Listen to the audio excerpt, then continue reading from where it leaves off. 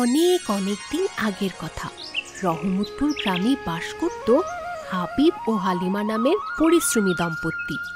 তাদের একটা ছোট্ট মেয়ে ছিল, নাম তার ময়না। একদিন সকালবেলা, হালিমা, রান্না হয়েছে তোমার? তাড়াতাড়ি একটু খেতে দাও। আমার আবার মাতবরের বাড়িতে কাজে যেতে হবে। দেরি করে গেলে সে অনেক রাগ করে। হ্যাঁ হ্যাঁ, রান্না হয়ে গেছে, তুমি হাত মুখ ধুয়ে এসে বসো, আমি খাবার বেড়ে দিচ্ছি। মেয়েটাকেও সাথে নিয়ে এসো।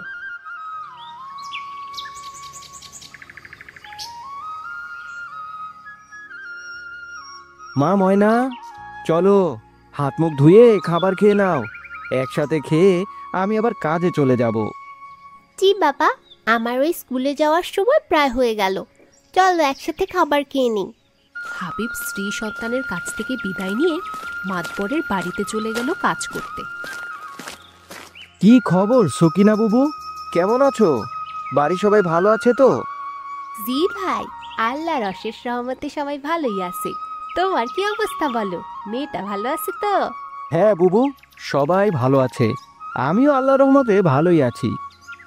সখিনা ও হাবিব মাতবরের পাট খেতে কাজ করছিল।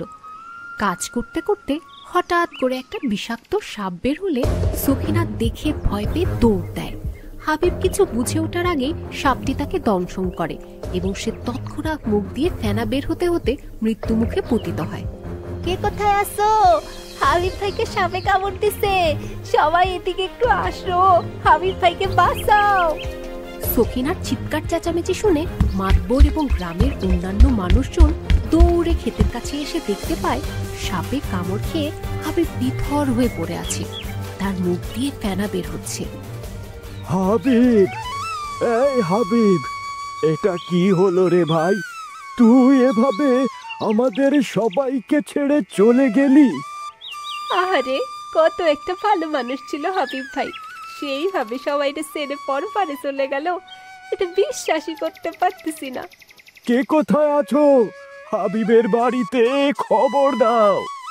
খবর পেয়ে ময়না ও হালিমা মাতবর বাড়িতে এসে উপস্থিত হয়। সবাই শোকার্ত মা ও মেয়েকে সান্ত্বনা দেয়।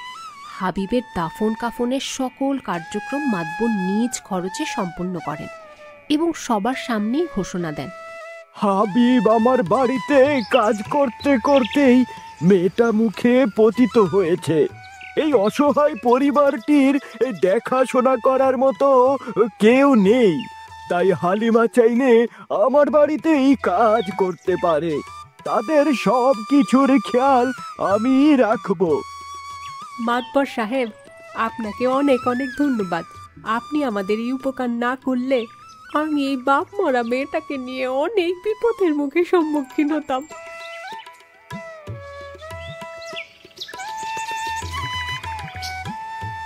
মা দেখো, আমাদের উঠানের আম গাছে কি সুন্দর আমের মুকুল এসেছে। আমার অনেক অনেক খুশি লাগছে মা, এই গাছ থেকে আমরা সুমিষ্ট আম খেতে পারবো। সত্যি আমারও অনেক খুশি খুশি লাগতেছে। আজকে যদি তোর বাবা বেঁচে থাকতেন তাহলে সে আরো বেশি আনন্দিত হতেন, কেননা তার গাছপালার প্রতি অন্যরকম একটা ভালোবাসা ছিল। এ কি মা, তুমি আবারও কান্না করছো? বাবার কথা মনে পড়লেই তুমি এভাবে কান্না করো, এটা কি ঠিক বলো মা আমায়? না রে মা, আমি তো কান্না করি না, আমার চোখে মনে হয় কিছু পড়েছে, তাই পানি চলে এসেছে। হয়েছে হয়েছে, থাক আর বানিয়ে বলতে হবে না, প্রতিদিন শুধু তোমার চোখের জল পড়ে, এটাই পড়ে। তাদের উঠোনের আম গাছে বসে মা মেয়ের আবেগময় এই কথোপকথন শুনছিল একটা সোনালী পরী, যে কিনা পরিরাজ্য থেকে পৃথিবী ভ্রমণে এসেছিল অল্প কিছুদিনের জন্য। সে এক দুষ্ট জাদুকরের হাতে পড়ে বন্দী হয়ে আছে এই গাছের ভেতরে। সত্যি এই পরিবারটা অনেক কষ্টে আছে। আমি বন্দি দশা থেকে মুক্তি পেলেই তাদের জন্য এমন একটা কিছু করার চেষ্টা করব যাতে তাদের বাকি জীবনটা সুখে শান্তিতে কেটে যায়। ময়না, তুমি যাও, এখন পড়তে বসো। এখানে দাঁড়িয়ে পাকা পাকা কথা বলতে হবে না। আমি এখনো মাতবরের বাড়িতে যাব, এমনিতেই অনেক দেরি করে ফেলেছি। মা, তুমি এইভাবে প্রতিদিন আমাকে একা বাসায় রেখে যাও কাজ করতে, আমার একটুও ভালো লাগে না। তার থেকে বলি কি, আমার আর পড়াশোনা করে কি লাভ? আমি পড়াশোনা বন্ধ করে দিলে তোমার আর প্রতিদিন এভাবে কাজেও যাওয়া লাগবে না। দেখো আমার পাগলি মেয়ে কি সব কথাবার্তা বলে। তাই কি রে হয় মা, তুই পড়াশোনা শেষ করে বড় একটা চাকরি করবি, সেটাই হবে আমার কষ্টের সার্থকতা। তখন আর আমাকে কোথাও কাজে যেতে হবে না। ঠিক আছে মা, তুমি কাজে যাও, কিন্তু দেরি করবে না, তাড়াতাড়ি চলে এসো কিন্তু।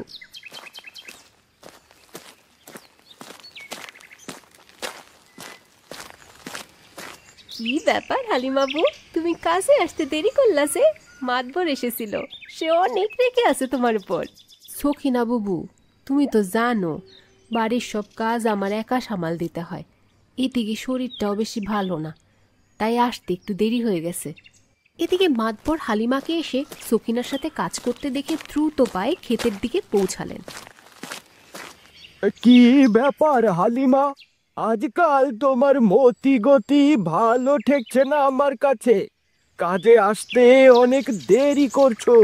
তোমার স্বামী মারা যাওয়ার পর তোমার বিপদের কথা ভেবেই তোমাকে কাজে রেখেছি, তাই বলে তুমি এমনটি করবে? মাতবর সাহেব, আমি ইচ্ছে করে দেরি করিনি। রান্না বান্না শেষ করে মেয়েটাকে স্কুলে পৌঁছে দিয়ে কাজে আসতে একটু দেরি হয়ে গেছে, শরীরটাও বেশি ভালো না। আমি সিদ্ধান্ত নিয়েছি এরপর থেকে কাজে দেরিতে আসলে তোমার সেদিনের মাইনে কাটা যাবে, আর তোমার আজকের মাইনেও আমি কর্তন করলাম। মাতবর সাহেব, আমার ভুল হয়ে গেছে, আমি আর কখনো কাজে দেরি করে আসবো না। যেভাবেই হোক সময় মতো এসে হাজির হব। যে কটা টাকা বেতন পাই তা দিয়ে সংসার চালানো কঠিন হয়ে পড়ে, এইভাবে আমার বেতন কাটবেন না। না বাপু, তোমার এসব অনুনয় বিনয়ে কোনো কাজ হবে না। তোমার বেতন না কাটলে তুমি শোধরাবে না। আজকে একদিনের বেতন কেটে নিয়েছি, কাল থেকে দেখবে তুমি ঠিকই সুরসুর করে সময় মতো এসে হাজির হয়ে গেছো। এখন এখানে দাঁড়িয়ে না থেকে খেতে যে নিজের কাজ করো। কি রে হালিমা, তোর তো দেখি এখনো কাজ অনেক বাকি, তুই বাড়ি যাবি না? হ্যাঁ বুবু, হাতের কাজটা শেষ হলেই বাড়ির দিকে রওনা করব। আচ্ছা ঠিক আছে, কাজটা তাড়াতাড়ি শেষ কর, তোর কাজ শেষ হলে দুজনে একসাথে বাড়ি যাব। না না বুবু, তোমার অপেক্ষা করতে হবে না, বাড়ি তো আর বেশি দূরে নয়, আমি একাই চলে যেতে পারবো। তুমি বরং বাড়িতে যে আরাম করো। আচ্ছা ঠিক আছে, তাহলে আমি বাসায় চলে গেলাম, তুই হাতের কাজ শেষ করে তাড়াতাড়ি বাসায় চলে যাস, কেমন? হালিমা মন দিয়ে দ্রুত কাজ করে বাকি কাজ শেষ করছিল। এমন সময় মাতবর সেখানে এসে উপস্থিত হলেন। কি রে হালিমা, তোর তো এখনো অনেক কাজ বাকি, আজকে বাড়ি যাবি না তুই? জি মাতবর সাহেব, আমার হাতের কাজগুলো শেষ করে আমি বাড়িতে চলে যাব। আচ্ছা ঠিক আছে, তুই তাড়াতাড়ি কাজ শেষ করে নে। আমি দেখি তোর কাজ শেষ করতে কতক্ষণ লাগে। সন্ধ্যা হতে লাগলো, মা তো এখনো ফিরছে না। বাড়িতে একা একা একদম ভালো লাগছে না আমার। ময়না যখন একা একা এসব ভাবছিল, ঠিক তখনই সে দেখতে পেল আম গাছটার চারিদিক সবুজ একটা আলোয় আলোকিত হয়ে উঠল। কি ব্যাপার, আম গাছটা এইভাবে আলোকিত হচ্ছে কেন? এখানে কোনো ভূত আসেনি তো?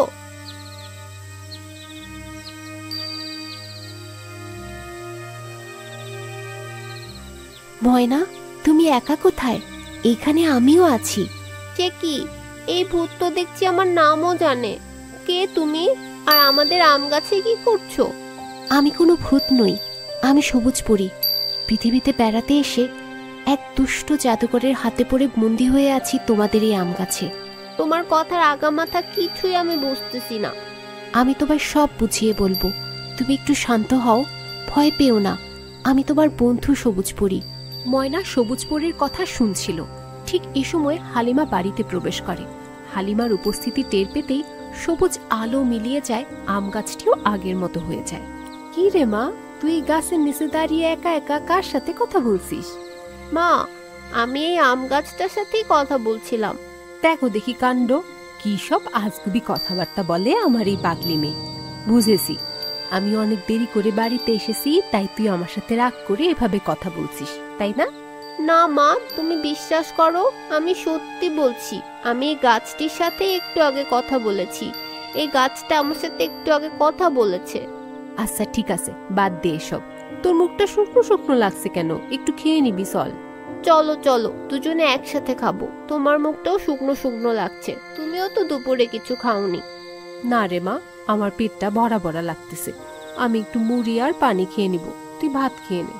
মা, এসব মন ভোলানো কথাবার্তা আমাকে বলো না। আমি তোমারই মেয়ে, আমি সব কিছুই বুঝি। যদি খেতে হয় দুজনে একসাথে খাবো, না হলে দুজন না খেয়ে থাকবো। আচ্ছা ঠিক আছে চল, আমি হাত মুখ ধুয়ে খাবার নিয়ে আসতেছি, দুজনে একসাথে খাবো। হ্যাঁ মা, তাড়াতাড়ি চলো, আমার অনেক খিদে পেয়েছে, খিদেতে পেট চোচো করছে। আরে, এই মা এবং মেয়ের মধ্যে কত মিল! এত কষ্টের মধ্যে থাকার পরেও একজন অন্যজনের কত সুন্দর খেয়াল রাখে। আমি মুক্ত হলে অবশ্যই তাদের জন্য এমন কিছু একটা ব্যবস্থা করে যাব যাতে তারা বাকি জীবনটা স্বাচ্ছন্দ্যে কাটিয়ে দিতে পারে। কি রে ময়না, তোর প্লেটের ভাত যে সরতেছেই না, তুই খাবার না খেয়ে আনমনে কি চিন্তা করতেছিস বল আমাকে? মা, সত্যি সত্যি উঠানের আম গাছটা আমার সাথে কথা বলেছে, তুমি বিশ্বাস করো, আমি একটু মিথ্যা বলছি না তোমাকে। আচ্ছা, আমি মেনে নিয়েছি আম গাছ তোর সাথে কথা বলেছে। এখন এসব চিন্তা বাদ দিয়ে খাবার খেয়ে নে, ঘুমাতে হবে। কাল সকালবেলা একটু তাড়াতাড়ি বের হতে হবে আমার। মা, তুমি প্রতিদিন বলো তাড়াতাড়ি ফিরবে, কিন্তু ঠিকই রাত না হলে তুমি বাড়িতে আসো না। আজকে যেন তোমার দেরি না হয়। ঠিক আছে মা, আমি আজকে তো তাড়াতাড়ি যাচ্ছি। আশা করি সন্ধ্যার আগেই সব কাজ শেষ করে বাড়ি চলে আসবো। তুই সাবধানে থাকিস। মেয়ের কাছ থেকে বিদায় নিয়ে হালিমা মাতবর বাড়ির উদ্দেশ্যে দ্রুত পায়ে এগিয়ে চলল। এদিকে ময়না কালকে সন্ধ্যার কথা চিন্তা করতে করতে আম গাছের সামনে গিয়ে দাঁড়ালো। সে আম গাছের কাছে যেতেই আম গাছে আগে সবুজ আবহাওয়া দৃশ্যমান। কি খবর ময়না, কেমন আছো তুমি? তোমাকে এত চিন্তিত দেখাচ্ছে কেন? তুমি আমার সাথে কথা বলো, কিন্তু কালকে মা আসার পর আর কথা বলনি কেন? দেখো ময়না, আমি তো একজন পরী, এই গাছে বন্দি অবস্থায় আছি, তাই সবার সাথে আমি কথা বলতে পারি না। কিন্তু তুমি বন্দি হয়ে আমাদের উঠোনের আম গাছে আসলে কি করে? সেই শয়তান জাদুকর আমাকে আম গাছের ছোট্ট চারার মাঝে বন্দি করে রেখেছিল। সেই চারা গাছটি তোমার বাবা জঙ্গল থেকে নিয়ে এসে উঠোনে লাগায়। তখন থেকেই আমি এই গাছে বন্দি অবস্থায় আছি। আচ্ছা, সব বুঝলাম, কিন্তু তুমি আমার সাথে ছাড়া আর কারোর সাথে কথা বলো না কেন? ময়না, তুমি হচ্ছ সৎ এবং দয়ালু মনের একটা মেয়ে। একমাত্র তুমিই পারবে আমাকে এই বন্দি দশা থেকে মুক্ত করতে। তাই আমি শুধুমাত্র তোমার সাথেই কথা বলি। কি বলছো তুমি? আমাকে বলো, আমি কিভাবে তোমায় মুক্ত করতে পারবো? আমি জানতাম তুমি আমাকে অবশ্যই সাহায্য করবে। তোমাদের বাড়ির পাশে যে জঙ্গল আছে, ওই জঙ্গলের মাঝে একটা দিঘি আছে। ওই দিঘি থেকে কলস ভরে পানি এনে এই গাছের গোড়ায় 3 বার দিলেই তবেই আমি মুক্তি পাবো। ঠিক আছে বন্ধু, তুমি কোনো চিন্তা করো না, আমি ওই দিঘি থেকে পানি এনে তোমাকে মুক্ত করার ব্যবস্থা করব। ময়না, তুমি সাবধানে যেও, নিজের খেয়াল রেখো। মনে রেখো, তোমার হাতে সময় আছে সূর্য ডোবার আগ পর্যন্ত। যা করার সন্ধ্যার পূর্বেই করতে হবে। ঠিক আছে বন্ধু, তুমি চিন্তা করো না, সন্ধেবেলা মা বাড়িতে আসার আগেই আমি তোমাকে মুক্ত করার ব্যবস্থা করে ফেলবো। ময়না দ্রুত পায়ে ঘর থেকে কলসি নিয়ে জঙ্গলের দিকে এগিয়ে চলল। জঙ্গলের মাঝে যেয়ে সেই দিঘির পানি সংগ্রহ করে বাড়ি ফিরে আসলো। কলস থেকে পানি 3 বার আম গাছের গোড়ায় দেওয়ার সাথে সাথে সবুজ পরীর ডানা ঝাপটাতে ঝাপটাতে গাছের ভেতর থেকে বেরিয়ে আসলো।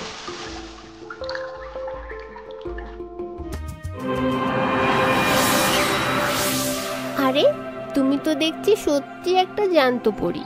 হ্যাঁ বন্ধু, আমি আসলেই একজন পরী। দীর্ঘদিন এই আম গাছে বন্দি ছিলাম। আজ তোমার সহায়তায় আমি মুক্তি লাভ করেছি। আমি তোমার প্রতি চিরকৃতজ্ঞ। আমি আর কি এমন করেছি? একটু পানি এনে আম গাছের গোড়ায় ঢেলে দিয়েছি। তবে তুমি বন্দি দশা থেকে মুক্তি পেয়েছো, এটা ভেবেই আমারও অনেক ভালো লাগছে। সে তুমি চাই বলো, আমি তোমাকে কিছু না কিছু উপহার দিতে চাই। তুমি আমাকে বলতে পারো কি চাই তোমার? স্বর্ণরৌপ্য নাকি অনেক অনেক অর্থ সম্পদ?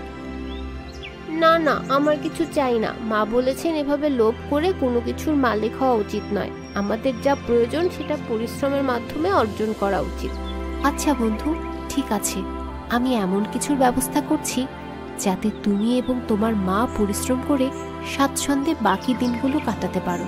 সবুজ পরী তার জাদুর লাঠি দিয়ে আম গাছের উপর মন্ত্র পড়ে জাদুশক্তি প্রয়োগ করে আমের মুকুলগুলোকে সুমিষ্ট পাকা আমে পরিণত করল।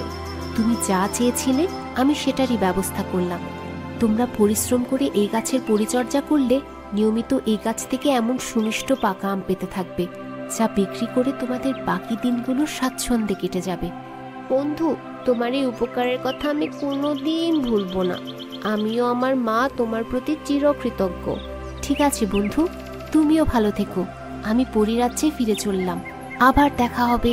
ঠিক আছে বন্ধু, অনেক অনেক শুভকামনা তোমার জন্য।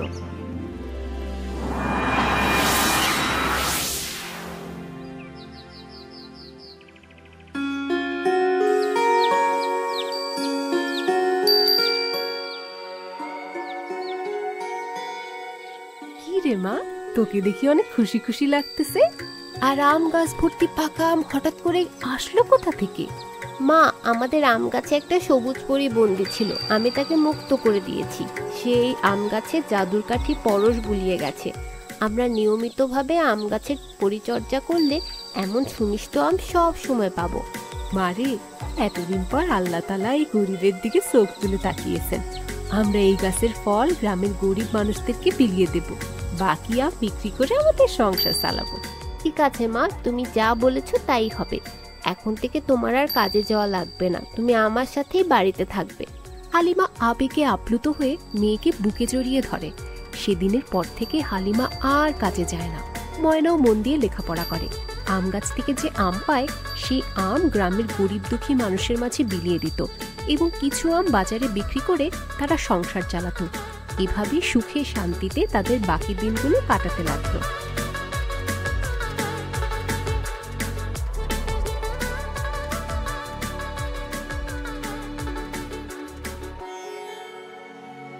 তো বন্ধুরা, কেমন লাগলো তোমাদের সবুজ পরীর গল্পটি? তোমরা যারা আমাদের চ্যানেলের নিয়মিত দর্শক, সবুজ পরীর গল্পটি তোমাদের কেমন লেগেছে কমেন্ট করে অবশ্যই জানাবে।